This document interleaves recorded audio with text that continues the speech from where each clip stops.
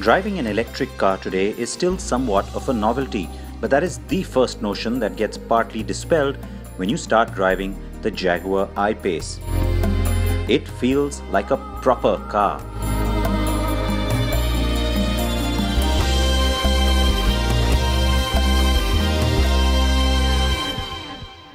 So I showed you the first glimpse that even I had of the I-Pace from the show floor at Geneva just a few days ago, and now it's time to actually try and jump in and get a quick first impression by actually driving the car as well. So it's a short little loop that I'm getting a chance to do, but you know what? It was an opportunity I was certainly not going to pass up.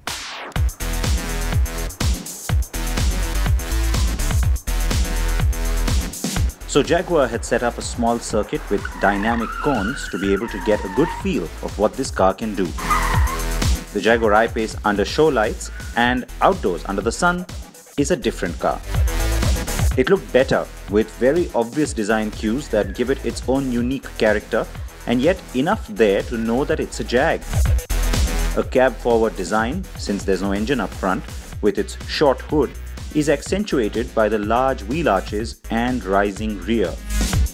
It is more crossover than SUV in that sense, but still looks tough. The 432 lithium-ion battery cells that make a 90 kWh pack are housed in the car's floor, giving it a unique design advantage. The car's interior will surprise many with its ample space and very comfortable layout. Something you don't expect when you see the car from the outside. There is that immediate advantage of the electric powertrain, which gives you that generous wheelbase. Now I remember at the time when we first saw the I-Pace concept, there was a lot of talk about how because it's electric, it gives you a lot more flexibility in terms of interior design. Now think about it.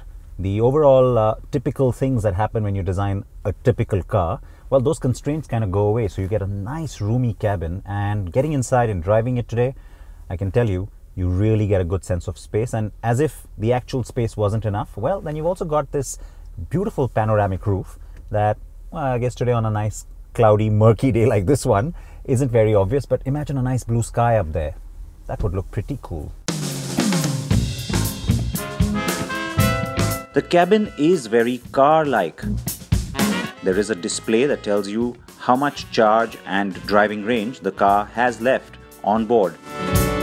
The instruments are virtual, and there are two touch screens to control in-car comfort and infotainment functions, where buttons would otherwise have been, on the central console. Now that's somewhat of a borrow from the Range Rover Velar.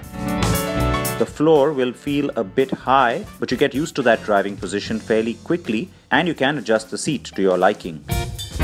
The boot is a surprising 656 litres, and that is expandable to 1453 litres with the rear split seats folded down.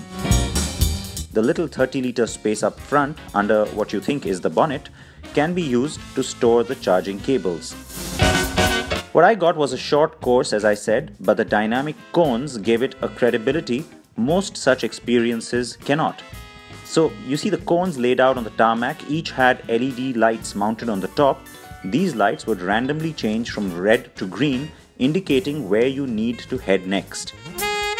So it was not a predictable route, but an ever-changing one, and it challenged not only your attention span, but also the car's maneuverability and control. And this was ideal then to experience two things straight away: the car's nimble feel and very direct, precise steering. It also showcased the advantages electrics have with instant torque that you have from the get-go. The I-Pace also uses the one-pedal idea, with the car braking to a halt simply by lifting off the gas pedal, though there is a brake pedal of course. And that's pretty effective, by the way, and it's amazing how quickly you get used to that and forget about using the brake pedal. The large wheels don't take away from the ride comfort or handling. The lack of engine noise makes the car's cabin almost too hushed. Road noise is barely perceptible too, and you only hear the whine of the electric motors when you accelerate hard. There are two motors, one at each axle, and they use synchronous permanent magnet technology. This, I'm told, allows for the I-Pace to be more efficient than current electrics. The driving range is an impressive 480 kilometers, and a quick 40-minute rapid charge will give you 80% power.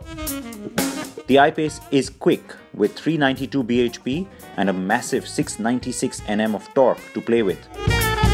Will it come to India? Theoretically, I suppose the answer is yes, but perhaps not for some time to come.